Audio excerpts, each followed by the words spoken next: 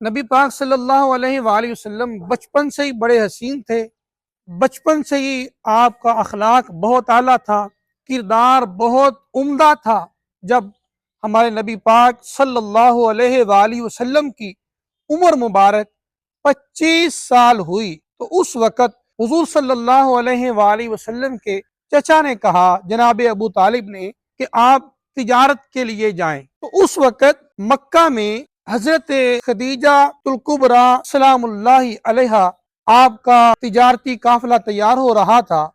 آپ نے تجارت کے لیے سامان بھیجنا تھا۔ حضرت خدیجہ سلام اللہ علیہا کو ایسے شخص کی ضرورت تھی جو ان کا سامان لے جائے اور لے جا کر وہاں پر ایمانداری سے بیچے اور واپس لا کر ان کو بتائے۔ تو ان دنوں میں جناب ابو طالب نے حضور سے کہا کہ آپ جا کر خدیجہ سے ملیں اور انہیں کہیں، اس خواہش کا اظہار کریں کہ میں آپ کا مال لے کر جانا چاہتا ہوں۔ حضور علیہ السلام نے فرمایا، چچا مجھے شرم آتی ہے، میں نہیں جاؤں گا۔ اگر اللہ نے میری قسمت میں رزق لکھا ہے تو وہ مجھے پہنچا دے گا، لیکن میں جا کر ان سے نہیں کہوں گا۔ جب یہ بات ہوئی تو وہاں پہ کوئی شخص بات سن رہا تھا، چچا بھتیجا کی یہ ڈسکشن سن رہا تھا۔ اس نے جا کر حضرت خدیجہ سے کہا کہ وہاں یہ بات ہو رہی تھی۔ حضرت خدیجہ نے پیغام بھیجا کہ اگر آپ جیسا انتہائی نیک انسان، خوش اخلاق، با کردار، عظیم شخص اگر میرا مال لے کر جائے تو مجھے اس سے بڑی خوشی کوئی نہیں، اور جتنا میں دوسروں کو نفع دوں گی آپ کو اس سے ڈبل نفع دوں گی۔ اگر آپ لے کر جائیں تو آپ کی مہربانی ہوگی۔ حضور نے ان کی درخواست کو قبول فرمایا۔ حضرت خدیجہ نے حضور کے ساتھ اپنا غلام میسرہ بھیجا جو نبی پاک صلی اللہ علیہ وآلہ وسلم کے ساتھ کیا۔ کیوں؟ حضرت خدیجہ نے کہا، ان کی خدمت کرنا، ان کا خیال رکھنا، ان کی بات ماننا، ان کی رائے سے اختلاف نہ کرنا، جیسے جیسے کہتے جائیں ویسے ویسے تو کرتا جانا۔ اور کیا ہوا؟ جب چند قدم ہی، چند فاصلہ ہی میسرہ حضور کے ساتھ چلا تو سوچنے لگا کہ جناب خدیجہ آپ کا حکم تو سر آنکھوں پر ہے، لیکن ان کے ساتھ تو جو میں برکتیں دیکھ رہا ہوں، ان کے ساتھ جو میں اللہ کی رحمتیں دیکھ رہا ہوں، آپ کو تو کہنے کی ضرورت ہی نہیں۔ جو ان کے ساتھ چل پڑے وہ ان کا غلام ہو جاتا ہے۔ دیکھا کہ کائنات کی ہر چیز ان کے سامنے جھک رہی ہے، فرشتے درود و سلام پڑھتے ہیں، کائنات کی ہر چیز ان کے سامنے جھک رہی ہے، درخت جھک کر سلام کر رہے ہیں، چلتے ہیں تو دھوپ کے درمیان میں بادل سایہ کیے ہوئے ہیں۔ عجیب شان ہے، عجیب رنگ ہے۔ ملک شام کے شہر بصرہ میں جب پہنچے، ایک شہر ہے بصرہ، وہ اور ہے، جو ملک شام کا شہر ہے وہ بصرہ ہے۔ جب حضور علیہ السلام یہ قافلہ وہاں پہ پہنچا تو وہاں ایک راہب تھا جس کا نام تھا نستورہ۔ اس نے جب دیکھا، وہ میسرہ کو پہلے جانتا تھا، اس نے کہا کہ یہ نوجوان جو خوبصورت ہیں یہ کون ہے؟ انہوں نے کہا کہ ان کا نام محمد ہے صلی اللہ علیہ وسلم، یہ مکہ کے رہنے والے ہیں، بڑے نیک ہیں، عمدہ کردار ہیں۔ تو وہ کہنے لگا کہ میں اپنی آنکھوں سے دیکھ رہا ہوں کہ اس عظیم شخص کو پتھر بھی سجدہ کر رہے ہیں اور درخت بھی سجدہ کر رہے ہیں، اور درخت کائنات میں اللہ کے نبی کے سوا کسی کو سجدہ نہیں کرتے۔ پتھر اور درخت کائنات میں اللہ کے نبی کے سوا کسی کے سامنے نہیں جھکتے۔ میں دیکھ رہا ہوں یہ بڑی شان والا ہے۔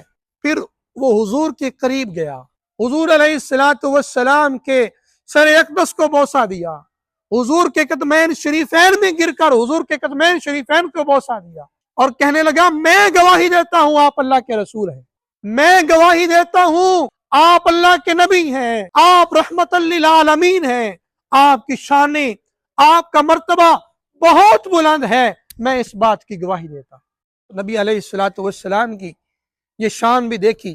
پھر حضور آگے تشریف لے گئے، مال بیچا۔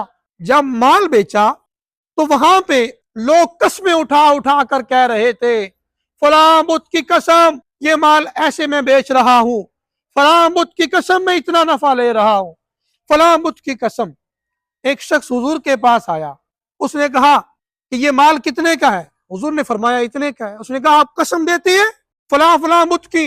حضور نے فرمایا تم کیا کہہ رہے ہو؟ میں تو بتوں کو جانتا ہی نہیں، میں تو بتوں کو مانتا ہی نہیں ہوں، میرا تو خدا صرف اللہ ہے، میں بتوں کی قسم نہیں اٹھاتا۔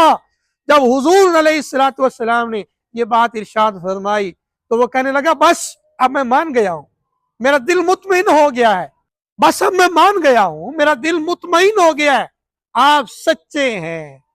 حضور علیہ الصلوۃ والسلام پورے مکہ میں صادق و امین کے نام سے مشہور تھے۔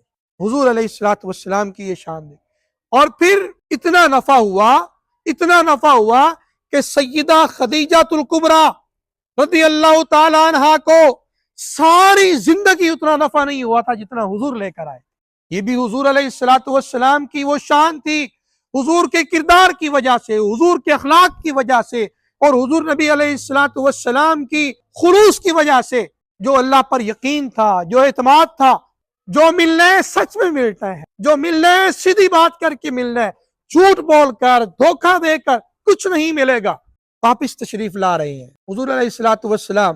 جب مکہ کے قریب پہنچے تو حضرت جناب خدیجہ الکبریٰ رضی اللہ تعالیٰ عنہ وہ اپنی چھت سے دیکھ رہی تھی۔ کیا دیکھا؟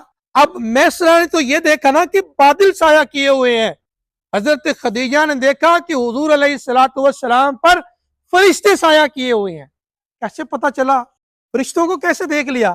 جب اللہ کے رسول کی قربت ہونی تھی اور ان کی محبت کی وجہ سے پردے ہٹ گئے اور دیکھ لیا کہ اللہ کے رسول پر ابھی یہ بات تو کھلی نہیں، ابھی اعلان نبوت تو ہوا نہیں، بس دل محبت میں مبتلا ہوتا جا رہا ہے، اور دیکھا کہ اللہ کے رسول پر فرشتوں نے سایہ کیا۔ حضور نبی علیہ الصلوۃ والسلام جب واپس پہنچے تو سب کچھ بتایا، راستے میں یہ شانیں ہوئی، یہ بات ہوئی، وہ نستورہ نے یہ بات کی، وہاں پہ یہ بات ہوئی، سب کچھ بتا دیا۔ اب نبی پاک صلی اللہ علیہ وآلہ وسلم کو بہت زیادہ نفع پیش کیا گیا۔ تو یہ نبی پاک صلی اللہ علیہ وآلہ وسلم کی یہ شان، یہ مرتبہ، یہ مقام میسرہ نے حضرت خدیجہ سے کہا، حضرت خدیجہ کو بتایا، تو حضرت خدیجہ کا دل حضور کی محبت میں اور گرفتار ہو گیا، اور محبت پیدا ہو گئی، بہت زیادہ محبت پیدا ہو گئی حضرت خدیجہ سلام اللہ علیہا کے دل میں۔